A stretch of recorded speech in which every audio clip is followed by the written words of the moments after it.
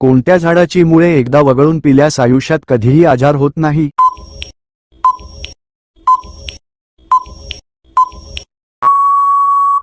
जर तुम्ही एक शिवभक्त असाल तर व्हिडिओला लाईक आणि चॅनलला सबस्क्राईब नक्की करा. तुमचे योग्य उत्तर आहे चितावर.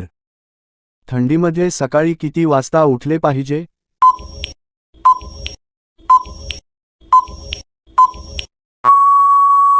जर तुम्ही एक शिवभक्त असाल तर व्हिडिओला लाईक आणि चॅनलला सबस्क्राईब नक्की करा. तुमचे योग्य उत्तर आहे 6 ते 7. कोणती भाजी फ्रीजमध्ये ठेवून खाल्ल्यास कॅन्सरचा धोका वाढतो?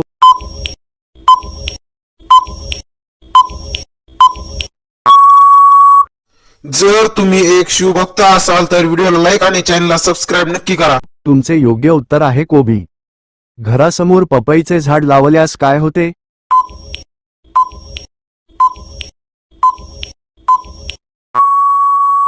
जर तुम्ही एक शिवभक्त असाल तर व्हिडिओला लाईक आणि चॅनलला सबस्क्राईब नक्की करा. तुमचे योग्य उत्तर आहे पैशातंगी.